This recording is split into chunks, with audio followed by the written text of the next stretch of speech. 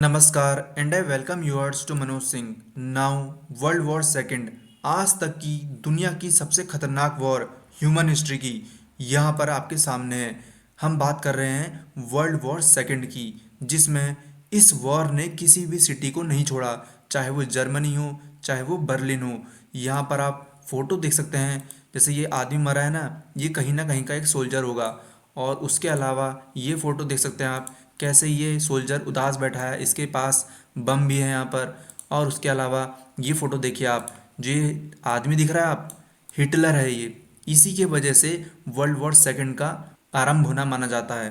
तो आइए हम शुरुआत करते हैं अपनी कहानी। जब वर्ल्ड वॉर फर्स्ट खत्म हो रही थी, कब खत्म हुई वर्ल्ड वॉर फर्स्ट? 1919 में। और 1919 में उस समय आर्टिकल 231 के तहत ट्रीटी ऑफ वर्सेलाइस साइन करी गई। और इस आर्टिकल में ये लिखा गया था कि वर्ल्ड वॉर फर्स्ट में जितना भी नुकसान हुआ, वो नुकसान का सारा भरपाई करेगा जर्मनी, यानी कि जर्मन एम्पायर उस नुकसान की सारी भरपाई करेगा।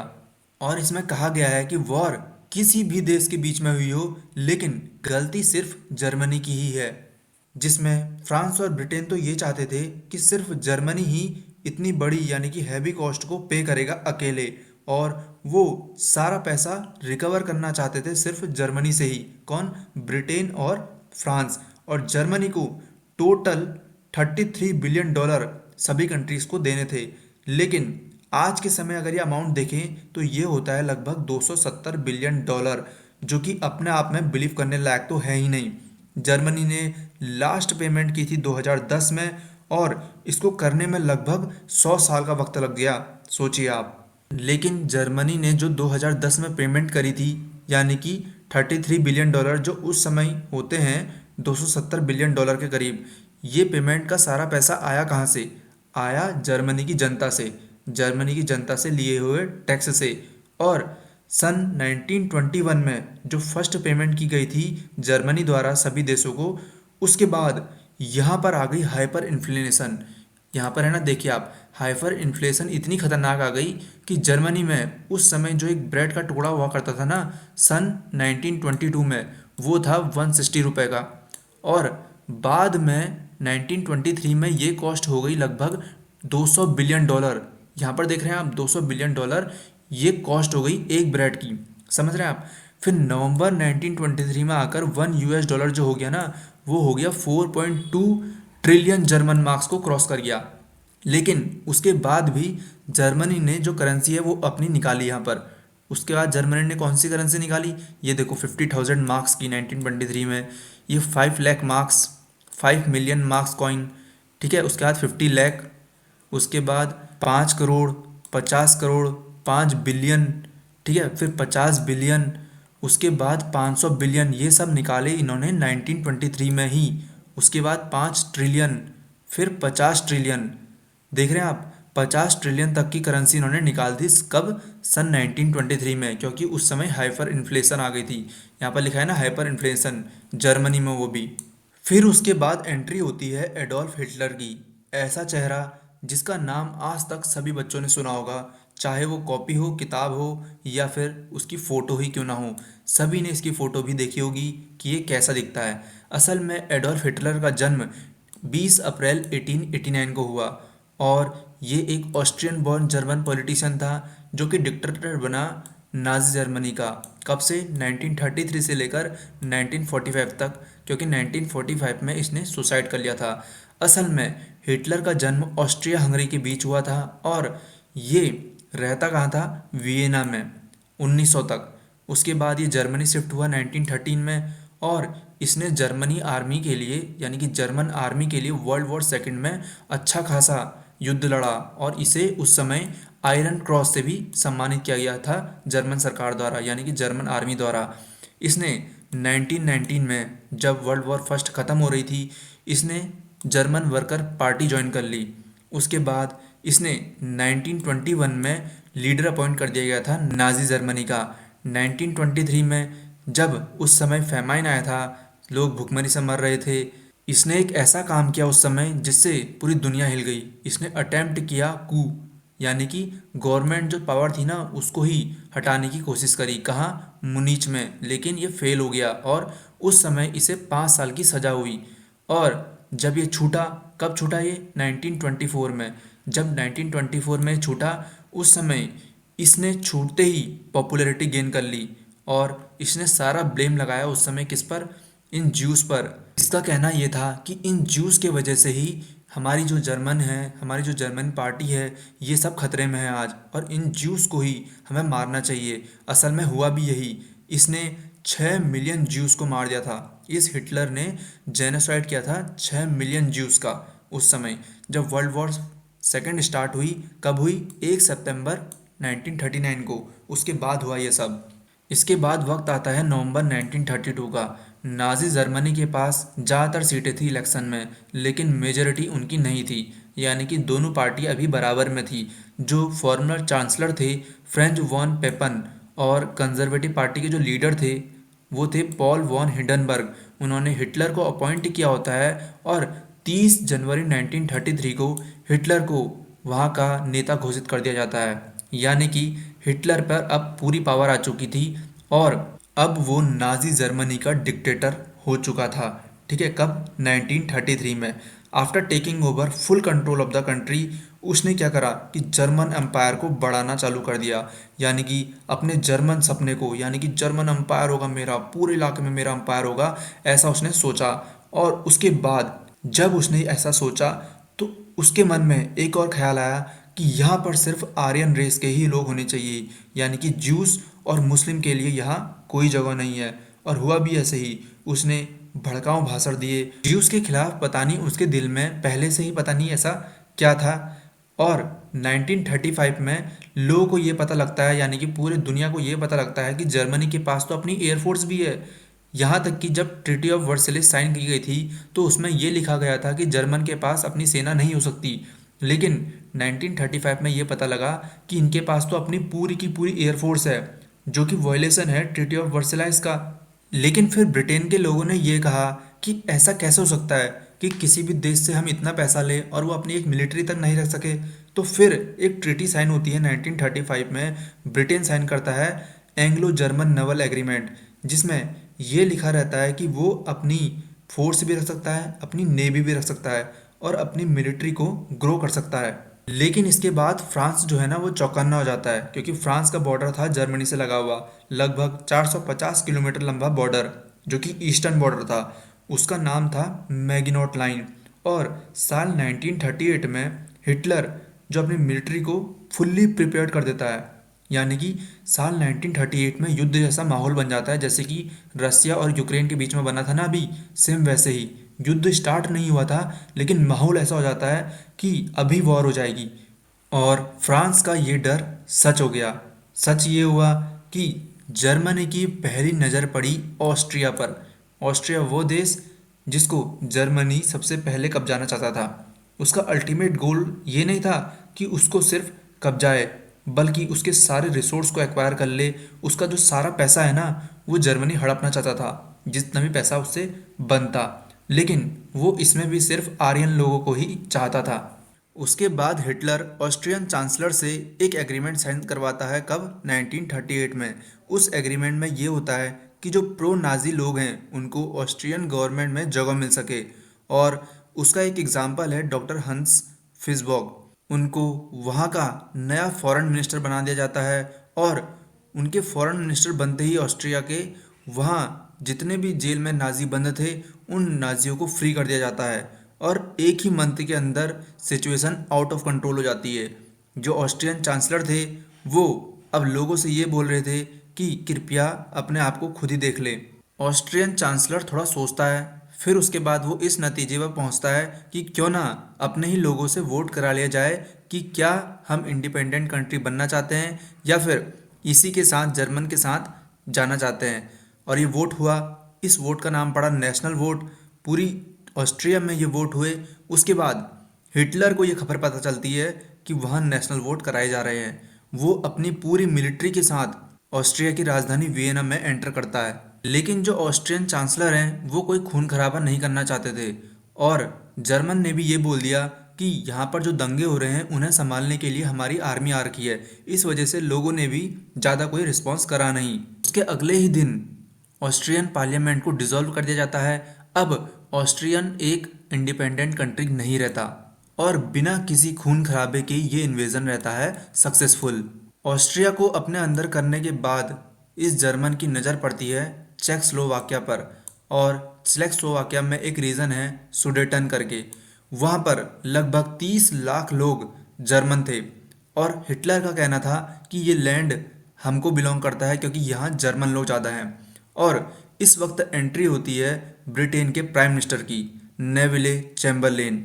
उन्होंने भी ये कहा कि क्यों ना जर्मन जो खून खराबा कर रहे हैं उन्हें ये रीजन दे दिया जाए जिससे वो भी शांत हो जाएं। और ऐसा ही हुआ। एक एग्रीमेंट साइन होता है मुनीच एग्रीमेंट नाम से, और उस एग्रीमेंट के अंदर सेटलमेंट हो जाता है कि ये रीजन जो है जर्मन को मिल जाएगा।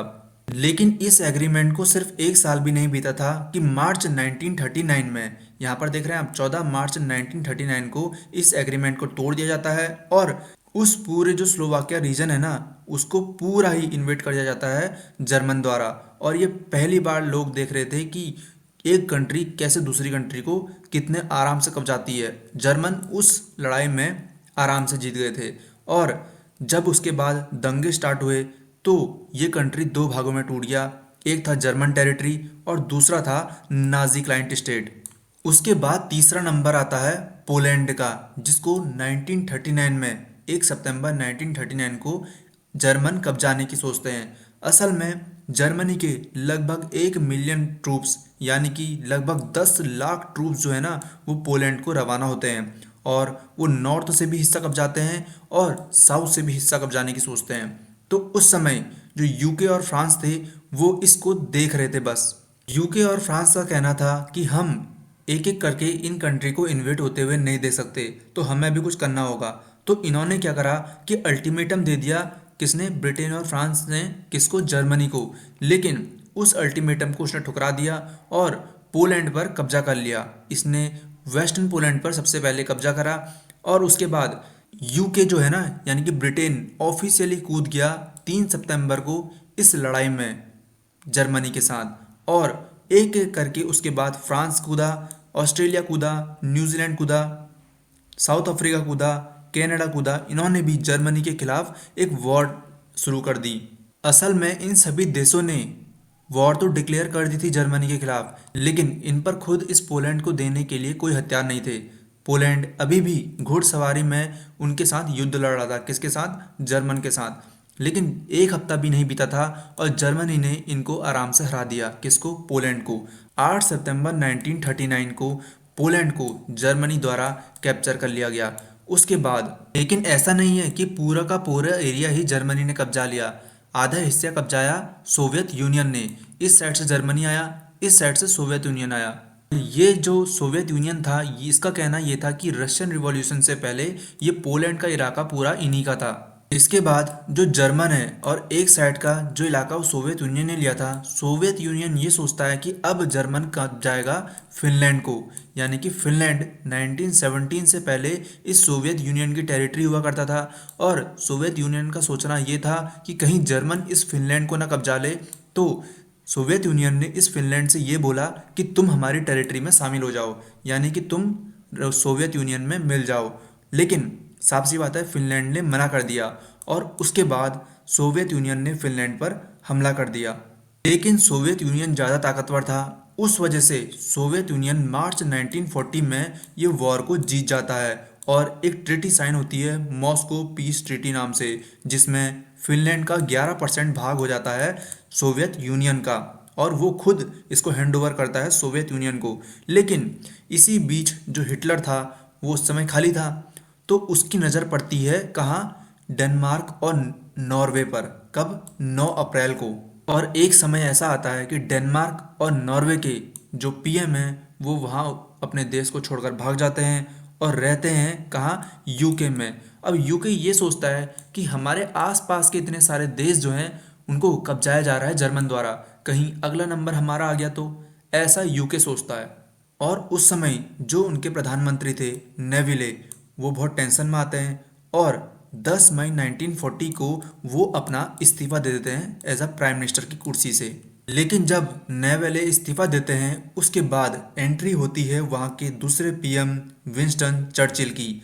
आपने काफ़ी नाम तो सुना ही होगा विंस्टन चर्चिल का, एक ब्रिटिश लीडर हैं, फेमस ब्रिटिश लीडर। उस समय जो जर्मन था वो इन्वेड कर रहा था फ्रांस, बेल्जियम, नेदरलैंड और लग्जमबर्ग को। ये इनको इन्वेड करने निकला था। असल में जो पहले मैंने आपको बताया था ना, मैगिनोट लाइन बनाई थी इन्होंने, फ्रांस ने, वो उस समय काम आ रही थी। फ्रांस ने क्या करा कि अपने सारे ट्रूप्स को इस मैगिनोट लाइन के आर पार यहाँ पर खड़ा कर दिया और यहाँ पर से जर्मन फोर्स तो आ ही रही थी। इसके बाद शुरू होती है battle of France. Battle of France में लगभग जर्मनी की तरफ से 1000 फाइटर बॉम्बर थे और लगभग 3 मिलियन सोल्जर्स थे जर्मनी की तरफ से। 3 मिलियन कितना होता है? लगभग 30 लाख जर्मन सोल्जर।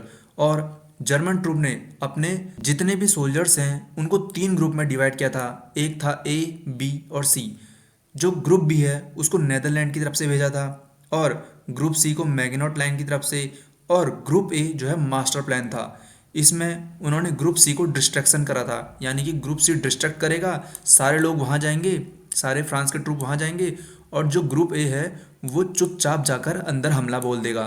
और जर्मन 40,000 मिलिट्री व्हीकल के साथ इस इलाके से एंटर होते हैं ग्रुप ए वाले और 15 मई 1940 को एक सेडान नाम का इलाका है वो इलाका कब्जा लेते हैं। उसके बाद जो बेल्जियम में ग्रुप बी था वो चौंक जाता है ये देखकर कि अब वो दोनों तरफ से फंस गए हैं, यानी कि पीछे से तो इनकी ग्रुप ए आ गई है, ग्रुप सी यहाँ से आ ही रहा था और ग्रुप बी से ये युद्ध लड़ ही रहे हैं और इनके पास सिर्फ एक ही रास्ता होता है भागने का, वो होता है समंदर। और उस समय इनको नाम दिया गया एलाइड फोर्सेस। एलाइड फोर्सेस वो जो कि ब्रिटेन और फ्रांस के साथ युद्ध लड़ रहे थे और जो हिटलर के साथ युद्ध लड़ रहे थे उन्हें एक्सेस पावर कहा जाता है। यहाँ पर लगभग 4 लाख ट्रूप्स यहाँ पर ब्रिटिश के और फ्रांस के फंसे हुए थे और ऊपर से जर्मन एयरफोर्स, यहाँ से जर्मन नेवी, जर्मन सोल्जर्स एकदम तैयार थे इनको मारने के लिए। उस समय जो यूके के पीएम है विंस्टन चर्चिल, वो 1940 में ऑपरेशन डायनेमो लॉन्च करते हैं। उसमें ये दुनिया का बिगेस्ट इवैक्यूएशन प्रोग्राम था किसी भी देश द्वारा और इन सबको 3 भागों में 3 एरिया से निकाल दिया जाता है ब्रिटिश रॉयल एयरफोर्स द्वारा। और इस ऑपरेशन में लगभग 3.5 लाख लोगों को सक्सेसफुली इवैक्यूएट कर दिया जाता है। लेकिन फिर आती है एक बैड न्यूज़। होता यह है कि एलाइड फोर्सेस का, यानी कि ब्रिटिश और फ्रांस का सारा हथियार इक्विपमेंट खत्म हो जाता है और 22 जून 1940 को फ्रांस जर्मनी के सामने, यानी कि हिटलर के सामने सरेंडर कर लेता है। उसी समय इटली में भी एक डिक्टेटर का रूल हुआ करता था जिसका नाम था मुसोलिनी और वो हिटलर के साथ एक अलायंस बना देता है और फ्रांस और ब्रिटेन के खिलाफ एक जंग लड़ लेता है। और इस पैक्ट को हम बोलते हैं पैक्ट ऑफ स्टील। इसमें ये दो कंट्री जो हैं फ्रांस और ब्रिटेन के खिलाफ युद्ध लड़ लेती हैं और वॉर डिक्लेयर कर लेती हैं। कब तक? 10 जून तक। और जुलाई 1940 तक सिचुएशन ऐसी हो गई थी कि हिटलर ने लगभग अपने आसपास के सारे देशों पर कब्जा कर लिया था। कौन कौन से देश थे वो? Austria, Poland, Denmark, Norway, Belgium, Luxembourg और नेदरलैंड। अब था फ्रांस। फ्रांस पर भी कब्जा कर लिया था। उस समय तक पूरे यूरोप में सिर्फ 3 देश बचे थे। कौन? एक तो हिटलर का जर्मनी, दूसरा है ब्रिटेन और तीसरा है सोवियत यूनियन। सोवियत यूनियन और ब्रिटेन के बीच एक ट्रीटी शामिल थी जिसमें जर्मन को ये तो पता था कि सोवियत यूनियन अब उन पर हमला नहीं करेगा, तो बाकी बचा लास्ट एक देश जिसका नाम था ब्रिटेन। आप सोच रहे होंगे इसमें अमेरिका भी तो था, अमेरिका क्यों नहीं कूदा अभी तक? तो उसका कहना ये था कि वो इस वर्ल्ड वॉर सेकंड में नहीं पड़ना चाहता, जो है मसले खुद ही सुलझा लो। उसके बाद यूके के प्राइम मिनिस्टर विंस्टन चर्चिल की एक स्पीच आती है, आइकॉनिक स्पीच। उनका कहना यह है कि हम अब इनसे डरने वाले नहीं हैं, हम कोई पीस ट्रीटी भी साइन करने वाले नहीं हैं हिटलर के साथ, और अब ये होगी आमने सामने की लड़ाई। उसके बाद ये सुनता है हिटलर। हिटलर एक ऑपरेशन प्लान करता है जिसका नाम होता है ऑपरेशन सी लायन। हिटलर एक स्ट्रेटजी बनाता है। स्ट्रेटजी ये होती है कि वो सोचता है कि मैं इसे सबसे पहले एयरफोर्स के जरिए तबाह कर दूं। असल में जर्मन के पास लगभग 2600 लगभग एयरफोर्स एयरक्राफ्ट थे और यूके के पास केवल 700। और 10 जुलाई 1940 को जो हिटलर है वो ब्रिटेन पर अटैक कर देता है आसमान के ज़रिए। जो जर्मन एयरफोर्स है वो अटैक करती है बॉम्बिंग के ज़रिए और उनके सारे के सारे एयरक्राफ्ट एयरफील्ड्स को डिस्ट्रॉय कर देती है। जो ब्रिटिश रॉयल एयरफोर्स थी वो अपने साइज़ में काफ़ी छोटी थी, लगभग जर्मन एयरफोर्स की वन फोर्थ। फिर भी वो अपने कंट्री को अच्छे से डिफेंड कर रही थी और टफ फाइट दे रही थी। लेकिन होता क्या है कि 24 अगस्त 1940 को जो मिस्टेकली जो जर्मन एयरक्राफ्ट हैं वो लंदन को बॉम्ब कर देते हैं और वहाँ सिविलियन को मार देते हैं। और यही उनकी काफ़ी बड़ी गलती थी। हुआ ये, विंस्टन चर्चिल भी यही करते हैं। वो हिटलर के बर्लिन शहर में जाकर उनके ही सिविलियंस को मार देते हैं। लेकिन जो हिटलर था वो ये देखकर काफ़ी नाखुश था। 15 सितंबर 1940 को हिटलर ऑर्डर देता है जर्मन एयरफोर्स को कि अपने 1000 फाइटर जेट ले जाओ और पूरा का पूरा कंट्री को ही तुम एक साथ एक ही झटके में बॉम्ब कर दो। लगभग असल में ये नंबर था लगभग 1120। और जो ब्रिटिश हैं वो अपनी रॉयल एयरफोर्स को तैयार करते हैं और जिनका नंबर था केवल 630। लेकिन फिर भी ब्रिटिश एयरफोर्स को ज़्यादा नुकसान नहीं होता इस युद्ध में। और इस युद्ध में जो ब्रिटेन है वो केवल अपने 29 एयरक्राफ्ट का ही नुकसान झेलता है और इसको ब्रिटेन में बोलते हैं बैटल ऑफ ब्रिटेन डे। उसके बाद हिटलर ने ऑपरेशन सील लॉयन पोस्टपोन कर दिया और उसके बाद अब उसकी नज़र थी सोवियत यूनियन पर। हुआ ये कि 1941 में उसने सोवियत यूनियन की तरफ देखा। सबसे पहले इसमें हंगरी, रोमानिया और बुल्गारिया जो कि ईस्टर्न यूरोप में है उनको कब्जाया और उनके साथ एक अलायंस बना दी और वो अब हिस्सा हो चुके थे एक्सेस पावर का। उसके बाद वो ईस्ट वर्ड में गया, यूगोस्लाविया और ग्रीस की तरफ उसने उन्हें भी कब्जा लिया। इटली की तरफ से जो मुसोलिनी था वो लीबिया और ग्रीस को कब्जाने में लगा था, लेकिन नहीं कब्जा पा रहा था क्योंकि वहाँ ब्रिटिशर्स की प्रेजेंस थी। तो वहाँ आए जर्मन ट्रूप्स। जर्मन ट्रूप्स ने लीबिया गए और इटालियन लोगों की मदद की। उसके बाद यूगोस्लाविया और ग्रीस को भी कब्जा लिया गया था। और होता भी यही है, जो जर्मन है वो सोवियत यूनियन को इन्वेड करने की कोशिश करता है। असल में सोवियत यूनियन के पास उस समय दुनिया की सबसे बड़ी टैंक रेजिमेंट थी जिसमें लगभग 20,000 टैंक थे और जर्मन के पास केवल 6,000। बहुत ही बड़ा डिफरेंस था। लेकिन जो जर्मन टेक्नोलॉजी है ना वो काफ़ी बेटर थी सोवियत यूनियन से। और यहीं पर एक मोड़ आता है जिस समय जर्मन और सोवियत यूनियन के बीच ट्रीटी साइन थी, अब वो टूट जाती है। अब बनती है सोवियत यूनियन और ब्रिटेन के बीच एक ट्रीटी जिसमें अब सोवियत यूनियन भी एलाइड पावर का हिस्सा बन चुका था। इसके बाद जो इस साइड जापान और सोवियत यूनियन में जो लड़ाई हो रही थी उस समय नॉन एग्रेशन ट्रीटी साइन हो जाती है और जो सोवियत यूनियन है वो जापान में जितने भी सैनिक युद्ध लड़ रहे थे अब उनको भेज देता है जर्मन से युद्ध लड़ने। लेकिन पता नहीं दिसंबर 1941 में कहानी में अचानक से ट्विस्ट आता है। जापान जो है ना यूएसए के पर्ल हार्बर पर हमला कर देता है और यहाँ लगभग 2300 अमेरिकन ट्रूप्स को मार देता है। और इसी समय अमेरिका की एंट्री होती है वर्ल्ड वॉर सेकंड में। वर्ल्ड वॉर सेकंड में होती है अमेरिका की एंट्री और अब अमेरिका भी एलाइड पावर में शामिल हो जाता है जिसमें यूके, सोवियत यूनियन और चाइना भी शामिल थे। उसके बाद जापान जो है कंबोडिया और थाईलैंड पर हमला कर देता है और इसी के साथ शुरू होती है बैटल ऑफ मिडवे। इस समय जो एलाइड फोर्सेस हैं एक तो वहाँ से जर्मन से लड़ रही थी और इस साइड से लड़ रही थी जापान से।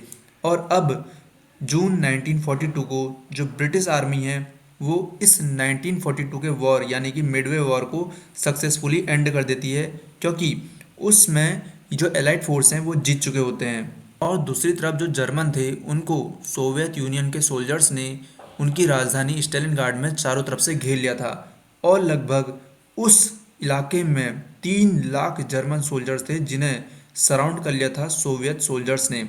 और उसके बाद 1943 फरवरी में टर्निंग पॉइंट आता है वर्ल्ड वॉर सेकंड का। उसके बाद इटालियन जो सिटीजन था ना, जो डिक्टेटर था मुसोलिनी, वहाँ पर भी उसको भी निकाल दिया जाता है उसकी गद्दी से, और उसको धक्के मार के निकालती है उसी की जनता बाहर, यानी कि मुसोली के जो लोग थे ना वही उसको उसकी गवर्नमेंट से बाहर निकाल देते हैं। और इसके बाद फाइनली मई 1945 को बर्लिन को, यानी कि जर्मनी की राजधानी बर्लिन को सोवियत आर्मी द्वारा कैप्चर कर लिया जाता है, सराउंड कर लिया जाता है, और 30 अप्रैल 1945 को हिटलर खुदकुशी करके मर जाता है। उसके बाद 8 मई 1945 को जर्मनी को सरेंडर होना पड़ता है सबके सामने, और जर्मन टेरिटरी को लगभग दो भागों में डिवाइड कर दिया जाता है। एक का नाम होता है ईस्ट जर्मनी और दूसरे का नाम होता है वेस्ट जर्मनी। जो ईस्ट जर्मनी है लगभग उसमें पोलैंड का लार्ज पार्ट होता है, और उसके बाद जो बहुत सारी कंट्रीज़ हैं उनके बॉर्डर जो हैं फिर से रिड्रॉ होते हैं, और यूरोप का मैप फिर से चेंज हो जाता है, और यहीं पर ही वर्ल्ड वॉर सेकंड में कम्प्लीटली चेंज आता है, और जर्मनी में एक नई गवर्नमेंट बनाई दी जाती है, फ्रांस को अलग कर दिया जाता है। तो यहाँ पर थी इस जर्मन की वर्ल्ड वॉर सेकंड की पूरी वॉर की कहानी। सो वीडियो अच्छी लगे तो लाइक करना, शेयर करना, सब्सक्राइब करना। Thank you, tata and bye bye.